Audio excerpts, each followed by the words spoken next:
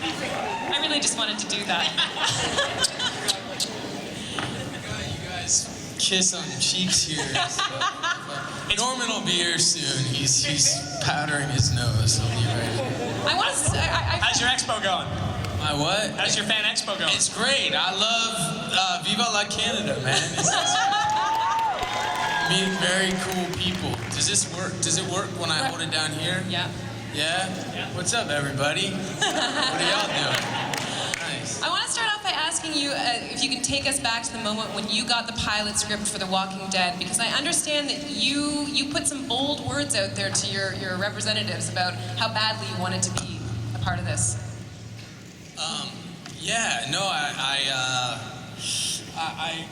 read it, and it was like the best pilot I'd ever read, and I feel like there's a lot of echo with this thing. I feel like I'm like some political convention. Anyway, yeah, no, it was a great script. I wrote to my agent, said I would do anything to be an extra in this show. I think I knew right from the jump. I'd never read anything that paid so much attention to detailed character and of atmosphere, and Frank Darabont's a ridiculously talented writer, and I wanted to be in it bad, and I actually had 2 other jobs that I turned down because I hadn't gotten to audition for The Walking Dead yet, and that is advice that I would never give any actor to do at any time, but I did, and I'm really glad I did because it was a fun job. Are you guys glad you did? Thank you, guys. Thank you. So as I said, we will be taking audience questions. There should be a mic running around at some point. That's going to come in a second. I want to ask you though, Jon, what was your first impression of the character of Shane? Because you said you wanted to be involved with The Walking Dead. So when did Shane rear his head as the character you were going to play, and what did you think of him? You know, at first, they were seeing people for both Rick and Shane, so you had to audition for both of them. And strangely enough, he cast Shane first, and I really dug the character. I dug that he started out in a police car sharing a burger with his best friend, and they were sharing a pile of ketchup, and he was there, just totally there for his friend, being the most sort of loyal and open guy possible, just trying to get his friend to communicate. And I thought, how cool to start this character there and have him end up this sort of raging sociopath from the book. And I love that it was all rooted in loyalty and in love. Because it's the groundwork for really, I sound like such a pretentious douche, but it's like it sets the groundwork for a really, really cool character to start there and end up where I knew he was going to have to end up from the comic, you know? So you read at one point for Rick as well. Yeah, I did, man. Yeah, and but once I read that opening monologue about women and lights and stuff like that for Shane, I was like, oh, that's the part. That is so cool. And then it was so cool because then I got to read with all the different guys auditioning for Rick, and I got to sort of see them all. And when Andy Lincoln came in, it was just like, boom, that's the guy, and that was really cool. Well, So I got to ask you, we won't tell anybody, sorry, but how do you think Andrew Lincoln would have done as Shane? Would he have been any good? He's all British and shit, man. Nah, he would have. I'm gonna tell you, I don't think there's anything that guy can't do. You know, he's not only. I mean, everybody on The Walking Dead. No, he's not only a wonderful actor, but he's a great man, great father, great husband, and he's, you know, I love him, as I do all the people on that show. As I love that freaking Norman Reedus, where the freak you are, man. Get your ass over here, man. Well, I think I can speak on behalf of this entire room. You were the perfect person to play Shane. I appreciate that. I really appreciate that. Thank you, guys. Question here. Yeah, so there's Michelle. There she is. So raise your hand if you're near, and we'll get a microphone to you. And hello, sir. Hey, how you doing? Where are you at, man? Oh, there you Right here, man. Okay, we all know how the show ended on this season. What's going to happen with you? Does Shane have a brother Dwayne or anything? Yeah. That's awesome.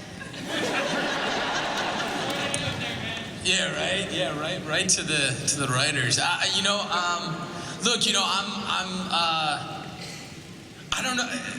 I don't think he has a brother Dwayne, man, or Wayne for for that matter. You know, look, you know, I went on to do Frank Darabont, the guy who started Walking Dead. I went on to go do his new series, LA Noir, and we shot the pilot of that. Right now I'm in New York. I'm shooting, actually, lucky enough, I'm shooting the new Martin Scorsese movie, like, as we speak. That's why I got this goofy beard. And so I'll shoot this until January, and then we'll go back to LA Noir. So I think you know, I don't know how much carryover those two shows are really gonna have, man. But I'd love to go back. I love that show and the people that make it with all my heart, man. Did you know right from the get-go that Shane's days would be numbered? Yeah, like they said in the beginning, you know, Shane's not gonna make it for too long, and there's nothing like, you know, I fought like hell to get to audition for this part, and I read this script, I want to be in it so bad, and I met this great cast, and I met Frank Darabont, and I was like, oh, I want this so bad. It was so great, and they're like, oh, by the way, it's based on this comic, check it out. And like, I sit down, I open, I'm like, holy guacamole, that motherfucker is dead, like dead fast. Shit. And so, I mean, I was so, you know, I was really happy and excited that they let me last as long as they did, because I didn't know whether I was gonna make it. Oh, my phone's ringing. I bet this is Norman. Oh no, it's my lady. Shit. Go ahead and take it. All right. I love you, baby. I'm gonna call you back.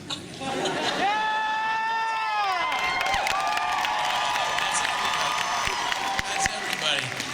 Hey, baby, fly safe.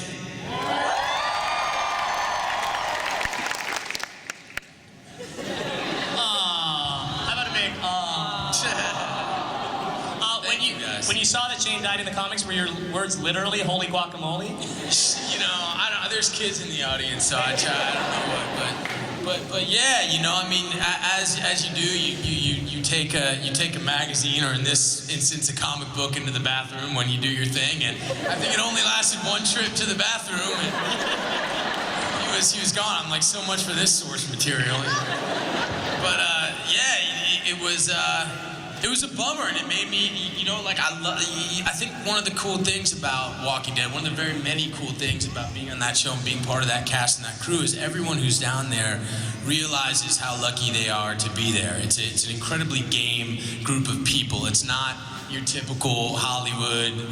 There's no BS there. There's nobody who puts on airs. Everybody loves the show, believes in the show, believes in the story, and we all know how lucky we are that we've got you guys behind us, because it's a show we all believe in, and the fact that there's an audience, it lets those guys still do the show, and you know, I think that it's a hard thing when you love something that much and you know you're going to have to leave it. But, you know, lucky for me, I knew from the beginning that my days were very much numbered, and I'm really grateful that they didn't just let Shane be that kind of one-dimensional sort of crazy ass from the comic, and they let it be grounded in something that he was trying to do the right thing all the time. That's all I wanted for this character, is I wanted him to be real. I didn't want him to be like a villain, you know, and I hope that resonated, and I hope he ends up being a figure that tortures, you know, Rick and the Grimes family for many years to come. You know? Well, you went in tour de force, man. It was awesome. Another question from the audience. If you just put up your hand, I think there's one right toward the front here. Michelle, right there. Yeah. Hi. In season 3, when you guys were gonna let the teenager go, there was a zombie in the field. I never really got that. Yeah, the zombie in the field. You know, I don't know. I didn't get that either. But I think that a lot of what that is you know, the way I looked at it. And I don't want to sound like a total nerd here, but hey, you know, I think that one of the yeah, fair enough, bro. I think that, you know, one of the main things for Shane, and one of the main sort of themes of the show is loneliness, and I think Shane especially. All these characters suffer from a certain element, a certain degree of loneliness. I think Shane suffers from this very very specific kind of loneliness, and that's, there's loneliness when you're far away from the people you love, or you've lost the people you love. But with Shane, he's right there with the people who he loves more than anyone else in the world. He just can't be with them the way that he wants to be with them, and that's a biting loneliness. That's that kind of loneliness you feel in 7th grade when you're in love with Mary Palmer and she's sitting 3 desks away. You see, I really felt this shit, you know what I mean? And but she'll never love you the way you love her, but magnify that by 1,000,000, and that's kind of what Shane's going through. And I think there's always this idea through season 2 that, he should just pick up and run. He should pick up and walk off. One, because I think he wants to show the people in the group how valuable he is to them. Oh, what would you do without me?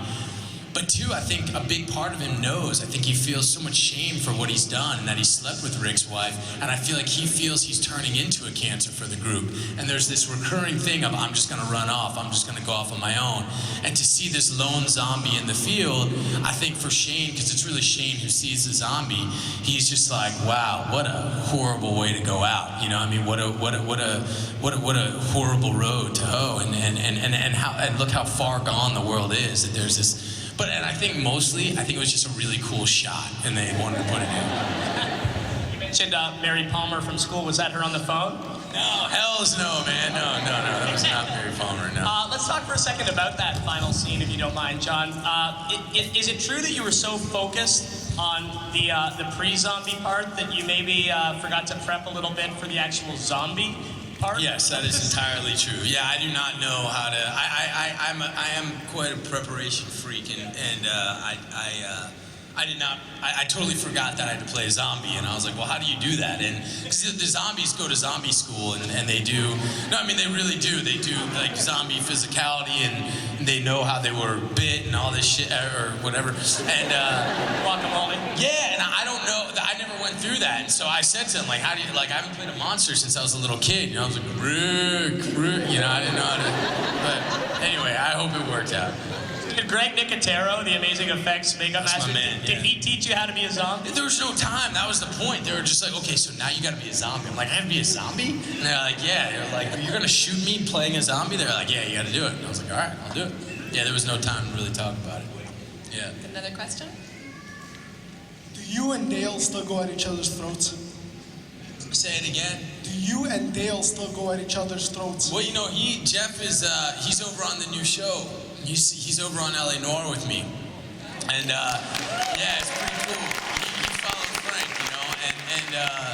so that guy is such a, man, I love that man. And he's so damn good and such a great guy to learn from and have around. And, I think we'll probably end up going at each other's throats in this new show too, which would be pretty cool, man. Yeah. I have to ask, going forward in this next season, how do you think that Rick is going to change as a result of Shane no longer being there? Because, I don't know, maybe I'm alone in this, but to me a lot of times, until the last couple episodes, Rick sometimes was just sort of inefficient about making decisions. And you were really, I felt like I had a fierceness. Yeah, I think that's the deal. I mean, I think that's the deal, and I think what you'll see, I think Andy Lincoln had the courage and the patience and the temperance as an actor to play that, because I think what all actors want to do is they want to be flashy and they want to be showy and they want to go for it. He eased off the throttle and sort of played, not knowing what the right thing to do and to be sort of caught in the middle. And I think you saw in the last episode, which is so cool, because when they kill you off The Walking Dead, they kill your ass off. They're like, pack up your shit and get out. And so I never even read the last episode. I had no idea what was going to happen. I was so excited when I was home. I was like, oh, I get to watch this like a fan. Like, I have no idea what's going to happen. And it was pretty rad. And I saw the episode, and I saw the changes that were going on in Andy. And he cares about this, as we all do. He cares about the job so much. And I think he's going to let Shane and the loss that he suffered, it's going to start affecting him. I think he's going to become... It was weird, because I saw a lot of Shane in Rick in that last episode. I saw the way he was making decisions, and he was like, cut that out, like it's gonna be this way. It's it's a dictatorship, I'm really excited to see where he goes. I say the same about Norman and Sarah Wayne Callies. I mean, they're some of the most exciting actors I think working today, and I'm not just saying that because they're my friends. It's just I loved watching them work, being with them, and now I can't wait to watch them work in my living room. You know. Another question from the floor? Well, now that you're looking at the series like a fan, what do you think now of the new premise that now they don't have to be bitten by the zombies to be turned into zombies? How do you think that's going to affect the new season? Man, I don't know. I'm so glad that's not my problem. You know, oh shit.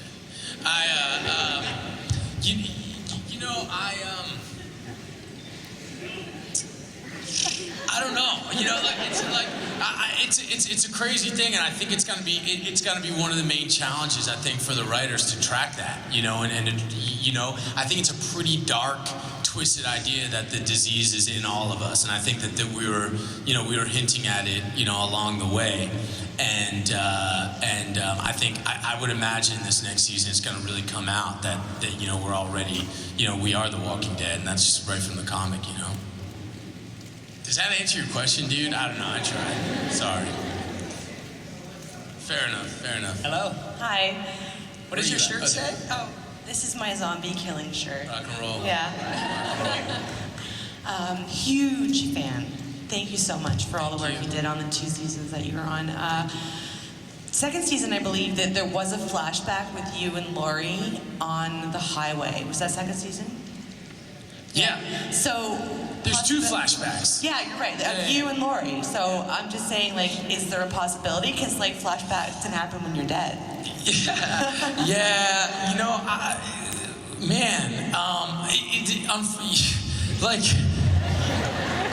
you know, I'm doing this new show, you know, so it's gonna be, you know, people from different networks would have to agree to that, you know, and that doesn't happen too much, you know what I mean? So I hope so. I would love that, you know. I would love that, you know. Oh shit. I don't even know how to do it. You sound like my goddamn father. Like that. I want to ask you about zombies. You touched on this, but as part of the brilliance of Robert Kirkman's source material, that you do realize that The Walking Dead is actually a reference to the people and not the zombies. But in terms of zombies, as a storytelling vehicle, why do you think we're infinitely fascinated with them? Why do we dig zombies? Yeah. Shit. I mean, you know, look, I think that we dig, you know, again, not to be a total pretentious, like douchey film nerd, but like I think that, you know, zombies have always, the zombie apocalypse has always been a metaphor for, you know, whatever sort of cataclysmic apocalyptic thing is ailing us at the time, whether it was racial injustice or a nuclear holocaust or the environmental disaster, whatever that is. And I think, you know, what's really kind of rad about it is that we're always just a couple steps away from one of these terrible catastrophes. I know that's like super dark, but it's really the case.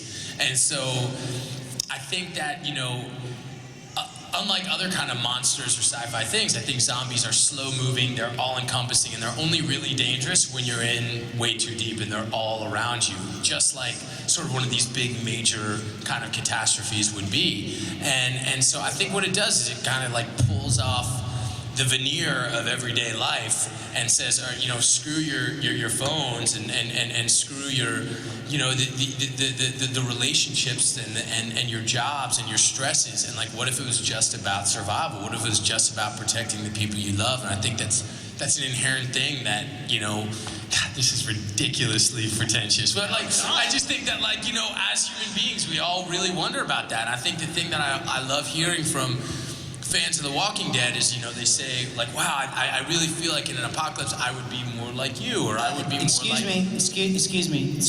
I have a question. That's normal. I heard this crazy rumor that it was Daryl's baby. You're such an asshole, dude. Where have you been? Where are you? Where are you, man? I mean, Daryl's the one that's getting all the action, you know? It's Daryl. They're doing a spin-off, the Daryl and Dale story.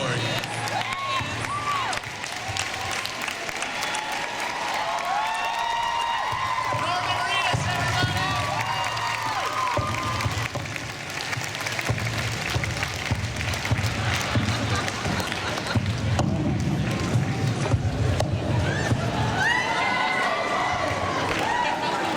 How do you get up there? Do you hear?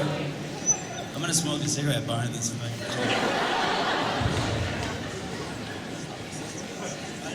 So that was pretty cool. Norman Reedus!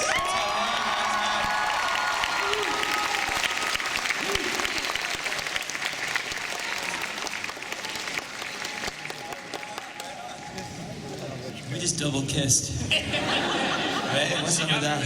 We do that in Canada. Thanks for coming out. Hey, yeah, no, we were doing the photo line. And Dude, is that my sweatshirt? This is my fucking sweatshirt. Does it say Rampart on it? I don't think so. Dude, That's I've Digger been missing sweatshirt. my sweatshirt that's just like that. He stole it in Georgia. Might as well. He stole it in Georgia. It looks good on him. But check this out. Look at this. This is my favorite one.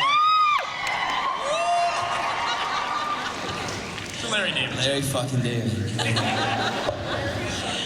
Do we want to jump right in with this lovely lady? Yeah, sure. I can't just say this for both of you. Did you get a bit closer to the mic there? You both played very manly men.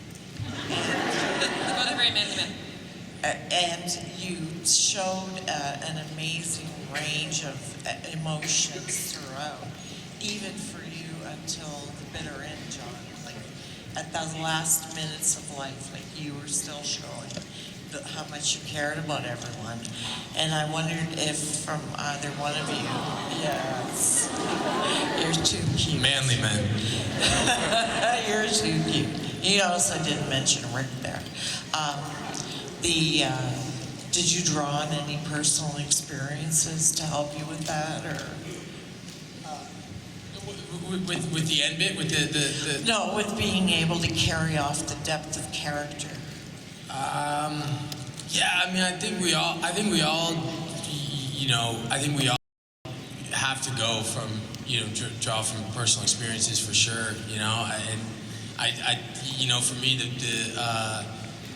some of the people I care about most in the world are my best friends that I've known my whole life, and I think that a big part of Shane is how much he loves this man and loves that family, and I think I think for Shane, he just needed to always come from that, never trying to be a villain, never trying to be a bad guy, but loving a friend and loving my friend's family is something I can tap into pretty easily. Thank you. I want to ask you, Norman. Where do you feel like your character's head is at? Where's Daryl's head at the end of season 2? Where's your head at? Where's your head at? He and Rick actually, after all this has gone down, have become pretty tight. He and Carl have become really tight. Melissa, the Carol's character, real tight. I think you imagine growing up with a big brother like Merle, you're constantly like put down all the time and put in your place, and I think now that sort of world is gone for him, he's kind of being appreciated for the first time by other people, and I think it's making him want to fight, and keep these people alive and, be part of this group, and I think it's a big, am I echoing? Yeah, it's crazy. Boom! That's awesome. Wow. That's so cool. I feel like I'm on drugs or it's. But yeah, he's happy with this new group of people who, his brother's coming back and he'll be pissed and it'll be weird. The return of Merle. He's coming back. Yeah, that redneck brother of mine will be back sooner or later. How do you think Daryl's going to feel about that? Because Daryl has changed a lot. Presumably, Merle has not changed. So is that setting up for a huge conflict? Well, he always wants to be with his, big brother. I think it's kind of like taking your drunk uncle to a Christmas party. Like, shut up, So, I think he wants everyone just to get along, you know? More from the floor. Yes, over there. Superman. Howdy. So I'm currently studying acting here in Toronto right now, and we've been learning a lot of acting technique and stuff, so like link ladder progression and stuff with physical tension and moment before and all that stuff. Do you guys use that stuff when you go into your acting, like when you study up on your script and stuff? I didn't hear a word of that, bro. Acting technique, like link ladder progression and tension. I don't know anything about acting technique whatsoever. I really don't know shit. You know how I started being an actor? Is I got drunk at a party and started yelling at everyone. That's how I started. It sounds like a good way to do it. And I've been such an insecure dude my whole life that I've just been fucking staring and glaring at everybody my whole childhood, and somehow that's turned into an acting career. I don't know how that works. Thank you.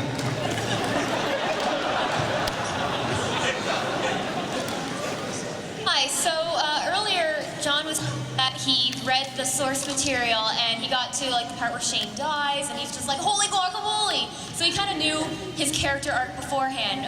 But Norman, your character's not in the graphic novel, so how was it for you not having any source material and not knowing anything about where your character could possibly be going?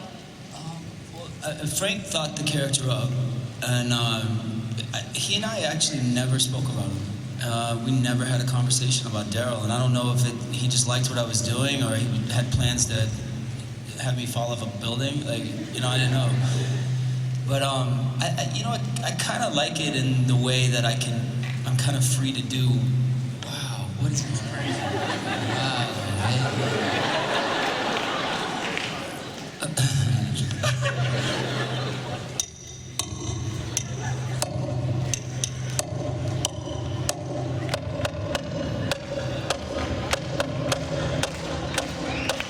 Wow, that's fun. Sorry. Source material. Yeah, I like it. I can sleep with whoever I want. I can do whatever I want. So I don't know. It's good and bad. I guess. Well, you dealt with and always deal with some very serious material on the show. What's the set of The Walking Dead like? Is it a fun place in order to counterbalance those incredibly serious scenes? Feel free to drum your answer. It's fun. Yeah. It's really fun. And it's fun and like, like I said before, everybody, we really dig it. I mean, everybody works really hard, but we're running around the woods killing zombies, man. You know what I mean? It's very fun, and we care about it. So. You both have had some extremely physically challenging and emotionally challenging scenes. Are there is one harder than the other? One hurts more. One is more of a bummer, and one just hurts more. That's pretty much it. Yeah, the cool thing about this show too is it's both at once a lot. It's a lot of like really heavy physical stuff, but like you're really going through it too. And on a lot of jobs it's sort of one or the other. Well, for your role in the Pacific, you actually did Marine boot camp, right? So is this comparable to that? It's so funny because I'm still friends with all those Marines that took us through it, and God bless them, and all those actors that were in the Pacific. The Walking Dead is so much more of a badass show, and I know I'll get you but the shit that we do on Walking Dead is like so much more badass. Yeah, than I mean you can't even compare it because we just do it. I mean the first time I met Norman, and I've said it. He beat the shit out of me. Yeah, we just had to fight, and like I just met him, and it was that it's that when he freaking threw the squirrels at Rick. Like that was how I met him. It's like I'm gonna throw squirrels at him, and then we're like, yeah. I was like, do you mind if I just grab you and we just kind of fight? And he's like, nah, dude, just grab you and let's just fight. I'm like, all right, cool. Yeah, I mean, there's no like stunt guys. We don't really do that on this show. Is it easier to beat the crap out of somebody when you don't really know them yet? I don't know. I lost that fight. You I don't know. Yeah, I mean, whatever. it's just cool to. Is she allowed that, Jessica? It's just cool to work with people who are game, you know, and everyone there is. I have liquid stitches in my forehead right now. You know. Stitches in your. Oh, ooh. Yeah. It's where they don't stitch you, but they put liquid stitches. He does. I can see it right now. Yeah, shit, dude, you do. Oh, you sent me that picture the other night. Yeah, of it open, though. Yeah. Hey, so a lot of season 2 was spent with the Sophia arc, and both your characters have very different perspectives on it. And I'm wondering if the writers let you know what was going to happen, or if you got the script at the end of the halfway point and were just very, very surprised. Did you know that the first part? It was about Sophia. You asked if we knew about what was going to happen to Sophia? Yeah, you both went through very different character, like, both different points of view on the thing as your characters, and I'm just wondering if you knew the outcome from the beginning or if it was a big surprise to you. I knew a little ahead of time.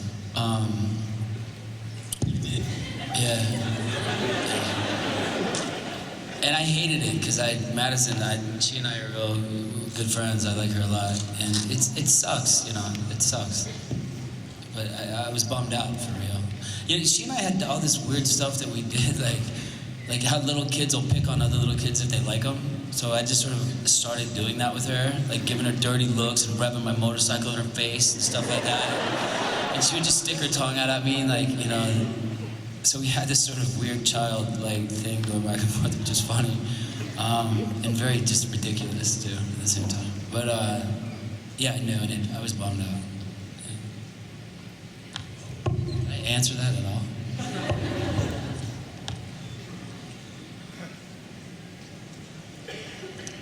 Can I give you a present?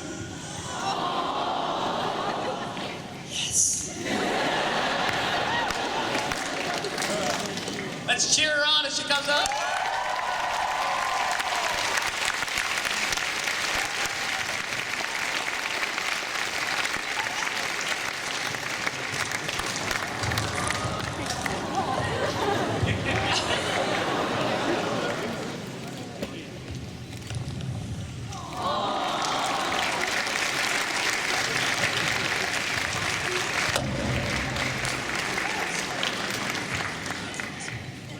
It's a squirrel button. You're awesome. Thank you. So, Shane had a number of spicy scenes over the course of the seasons, and you know, slightly sexy. I'm just wondering, is Daryl going to be seeing any sort of romantic? And Shane and Daryl get it on too. I don't know. They don't tell me that because that would make me have a panic attack, probably. I don't know. Who knows? I have no idea. I've been telling them if I do go there, I want to go real awkward, like premature, don't know what I'm doing, no game at all. You know what I mean? So it'll probably turn into a comedy if that happens. Love it. On the floor, I think, right here. Yep. Hello. On this one. I just wanted to know, actually, for both of you, what was your favorite zombie kill? Yeah.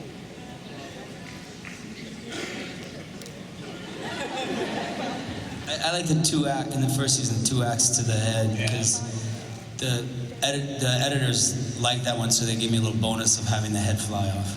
That's it. I don't know. Probably like that same thing when he was running out. My boss, or my old boss, Gail, and her daughter was coming and visit just for the day before she started college, and I got to smoke her in the head. That was kind of cool. Yeah, Lolita. Yeah, that was cool. Hi, huge fan. I was wondering, out of all of the zombies on the show, did any of them actually scare you? Nah.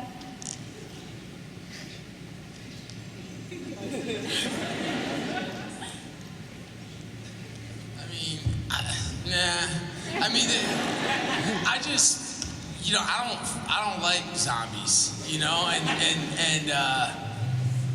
yeah, I just don't like them, and I don't like when they come up to me and stuff. Like, I like the people that play them, they're badasses, but I don't really like zombies, So they don't scare me, they make me mad.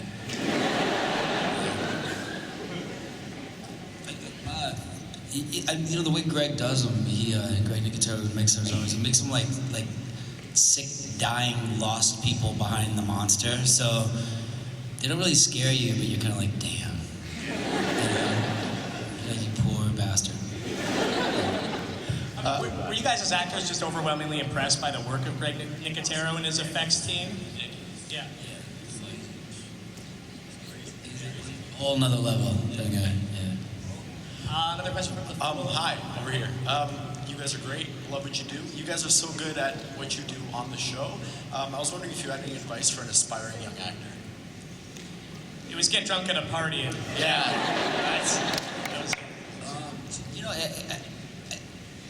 People ask me this question, and I think you have to go where the work is.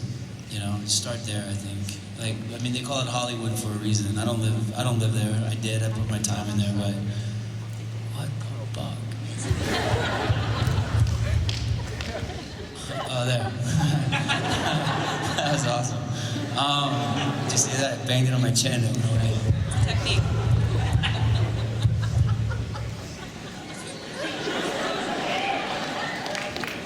I don't know. Stick with it, man. Just. I guess it's like there's Lordy. There's maybe it's both of us together.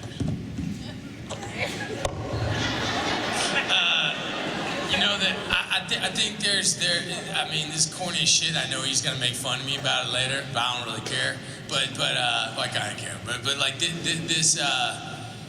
I think there's gotta be there's highs and lows, like really big highs and lows, and you gotta dig that. You gotta accept that and dig that.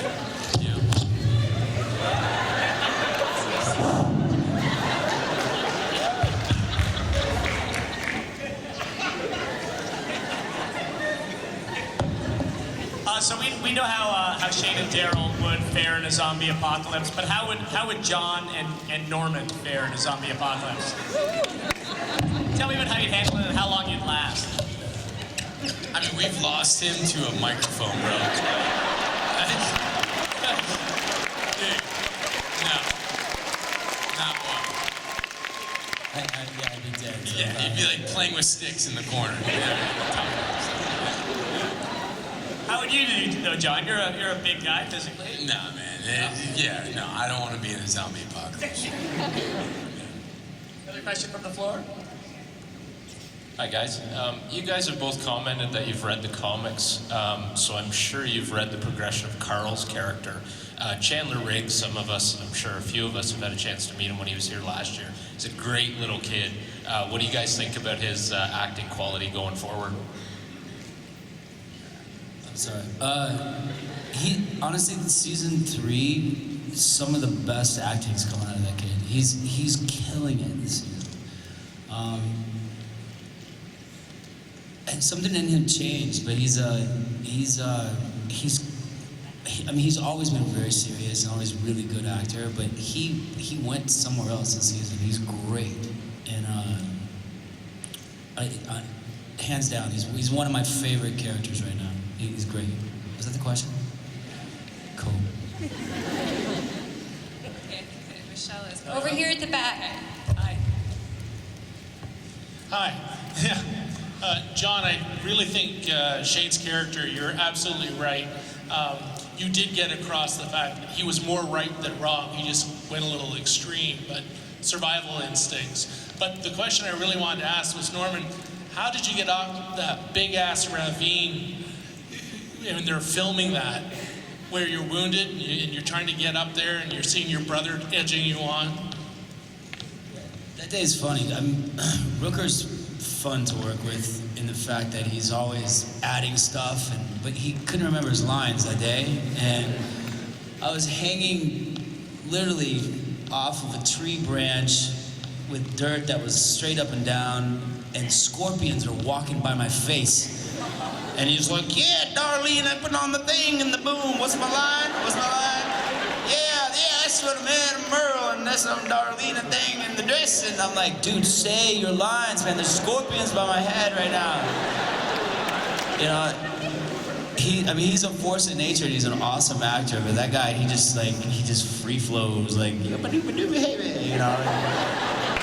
You know, I mean, it was fun, that episode, you know. And then they sent me to a taxidermist to learn how to cut open animals, so it looks like I know what I'm doing. I cut the squirrel open, and I told that director that day, you know, when I was picking out it was chicken in the squirrel carcass that I was eating, and I'm like, can I get more fur on this? And, you know, and he's like, why? And I go, because I want to make like 20 million people all sort of throw up in their mouth at the same time.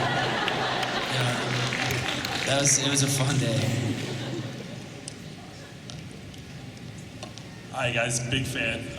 Okay, I got a question for Norman. Who would win in a fight, Murphy McManus of the Boondock Saints or Daryl Dixon of Walking Dead? You know, I think they probably both hit each other a couple times and then end up like at a bar getting drunk, like best friends. I can't even see those two fighting at all. They'd just be like, fuck, you know, like you and me, shots now, let's go. I think they'd hit it off pretty well. Murphy versus Shane. Shane. Murphy versus Bugs Bunny. Yeah, because I'd have to do it, and then I'd lose, for sure. Hey, Wonder Woman.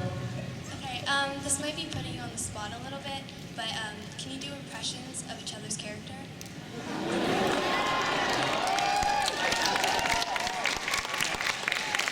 Yeah, I'm Shane and I'm sexy. The girls like me, and I'll beat your head off. And here's a shotgun, I'm gonna stick it up your butt, and I'll kill you and fuck you.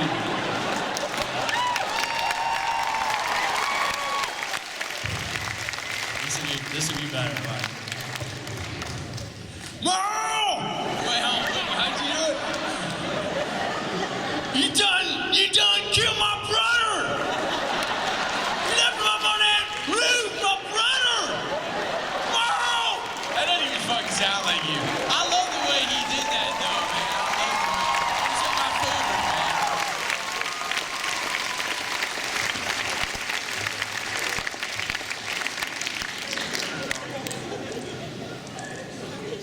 Hi guys. In the zombie apocalypse, what is the one thing you would miss the most?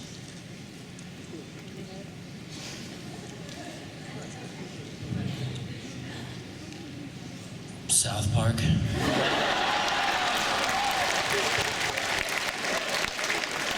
That works. Sam? Yeah, sure. South Park. Hi, huge fans of both of you and the show. Sorry. I was just wondering, how do you think that Daryl's going to change as a character, because he has changed without the influence of his brother around? I just rewatched season 1, and he's pretty racist. Who is? Your brother. Right. Merle. And I was just wondering how he's going to change as a character with that influence of his older brother around, now that he's developed these strong relationships with the group that he's with. Well, I've fought early on, you know, to be more of an Al-Anon member and less of an Alcoholics Anonymous member. You know what I'm saying?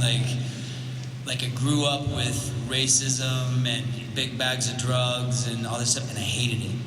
That's how I wanted the character to be. You know, and there was actually a scene that was written that I take Merle's stash of drugs and start taking them, and Lori comes to me, and I'm like, well, get pills, drugs, you know, I'm like, F you, drugs. And And I put my foot down, and I really didn't want to do it. I was like, no, that's what my brother did. That's why I hate it. You know what I mean? So, you know, I think the changes with Daryl aren't going to be, you know, anything like that. Or I think they're more like people like me. Like I can hang out here. You know, that guy's relying on me. You know, and I think that's the thing that makes him feel good about being with these people. Like it's brothers and families and sisters that he never had. And you know, it's good in TV that, like in a movie you go from here to here, but in television sometimes you can like drop these little seeds and they turn into little trees and turn into little storylines. So, you know, like when Carol leans down and kisses me on the forehead, I went like this, right? And now I'm an abused kid. You know what I'm saying? So people picked up on that and they helped write these things. So back when we did that, you'll notice there's like a bunch of scars on me. It's a storyline now. So I think it's more of a family type of situation. If that makes any sense. Norman, you've been a total badass since Boondock Saints. Are you working on any of the projects right now? A total fat ass? Is that Badass and a badass. You said Whichever one fat you ass. prefer. So any other fat ass projects that you're working on? Or your fat ass dream project? I'm always working on a fat ass project. I'm just working on the show. I have a film I did with Naomi Watts and Matt Dillon, little love triangle where I did it between 2 and 3, called Sunlight Junior. It was funny because my first line to Naomi Watts was, "I can smell. Where's the kids? Everyone, all the kids, close your ears." Close up. I can't even say this because there's a bunch of kids in here. I said something about being able to smell a certain part of her through the window. Yeah, that's my first line. So, and every day I was like, "I'm sorry about today. I'm sorry about tomorrow." Yeah, that was a fat ass project. And Jon, what can you tell us about LA Noir and why are you excited about this? The next project. It's cool. It's cool. It's you know, it's like the mob and in the 40s in LA and you know it's cool. Mickey Cohen and Bugsy Siegel and stuff and yeah, it's cool. I'm excited about it. Well, we do have to wrap up in a second. Amy, do you want to ask a really quick question? One more. Before my question, I have something to give Norman also. Okay. All right. Yeah. All right. Oh, that's awesome. It's like cake on a fork with my face on it. It says, this year, can I read it? It says, "Hi Norman, I'm your XX #1 fan. This year on my 11th birthday, you were on my cake and you were delicious."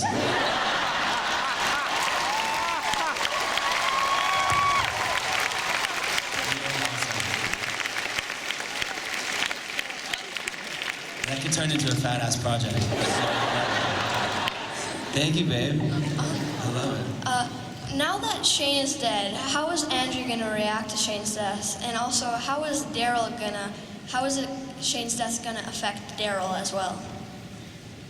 Daryl always agreed with Shane, you know, so there was, you know, it was interesting because even just when I started the show, it was also, is this something I said? Where are you going? What the hell? Jesus. He always agreed with, Daryl and Shane always agreed on the same things. And, you know, the dynamic when I started on the show was very Shane and Rick already, you know, and it was, all the other actors even looked to them for, how's this? There's a lot of new people on the show that were kind of new to acting, you know, and then there weren't, but it was sort of the dynamic. So I just noticed as the shows that started going on, like they included me on the looks, you know, like, okay, we had a huddle, we have to make a plan, and they'd include me, and I think that sort of outside the scene dynamic sort of got in the scene dynamic and became dynamic. You know what I'm saying? So, you know, Shane's missed. You know, Daryl loves Shane, so you know. Shane we loves butted Daryl. heads, but you know, dudes will do that. Dudes will like beat each other up and be like, "So what are you doing later?" Real fat ass men. So we do have to wrap it up now. We got to say goodbye. Any departing Thank you, guys.